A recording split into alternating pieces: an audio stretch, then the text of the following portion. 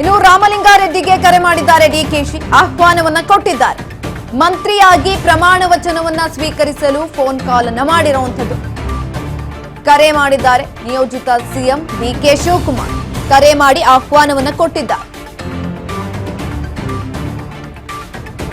ರಾಮಲಿಂಗಾರೆಡ್ಡಿಗೆ ಇದೀಗ ಡಿಕೆಶಿ ಕರೆಯನ್ನ ಮಾಡಿ ಆಹ್ವಾನವನ್ನ ಕೊಟ್ಟಿರುವಂತದ್ದು. ಮಂತ್ರಿಯಾಗಿ ಪ್ರಮಾಣ ವಚನವನ್ನ ಸ್ವೀಕರಿಸಲು ಫೋನ್ ಕಾಲ್ ಅನ್ನ ಮಾಡಿದ್ದಾರೆ. ನಿಯೋಜಿತ ಸಿಎಂ ಡಿಕೆ ಶಿವಕುಮಾರ್ ಇದೀಗ ಒಬ್ಬೊಬ್ಬರಿಗೆ ಕರೆಯನ್ನ ಮಾಡ್ತಿದ್ದಾರೆ.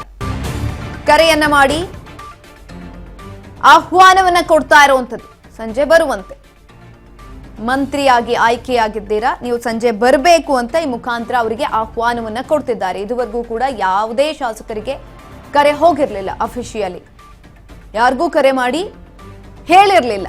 ಇದೀಗ ಒಬ್ಬೊಬ್ಬರಿಗೆ ಕರೆಯನ್ನ ಮಾಡ್ತಾ ಇರುವಂತದ್ದು ಡಿಕೆ ಶಿವಕುಮಾರ್ ಅವರು. ಒಬ್ಬೊಬ್ಬರಿಗೆ ಕರೆಯನ್ನ ಮಾಡಿ ಆಹ್ವಾನವನ್ನ ಕೊಡ್ತಿದ್ದಾರೆ. ಮತ್ತೊಂದು ಕಡೆಯಲ್ಲಿ ಸಿದ್ದರಾಮಯ್ಯ ಅವರನ್ನ ಕೂಡ ಭೇಟಿ ಮಾಡಿದ್ದಾರೆ. ನೇನು ಫೈನಲ್ ಪಟ್ಟಿ ಲೋಕಭವನಕ್ಕೆ ರವಾನೆ ಕೂಡ ಆಗುತ್ತೆ. ಈ ಸಂದರ್ಭದಲ್ಲಿ ಸಿದ್ದರಾಮಯ್ಯ ಅವರನ್ನ ಭೇಟಿ ಮಾಡಿರುವಂತದ್ದು ಡಾಕ್ಟರ್ ಜಿ ಪರಮೇಶ್ವರ್ ಅವರು. ಈ ಸಂದರ್ಭದಲ್ಲಿ ಡಿಕೆ ಅವರಿಗೆ ಸಾಥನ್ನ ಕೂಡ ಕೊಟ್ಟಿದ್ದಾರೆ.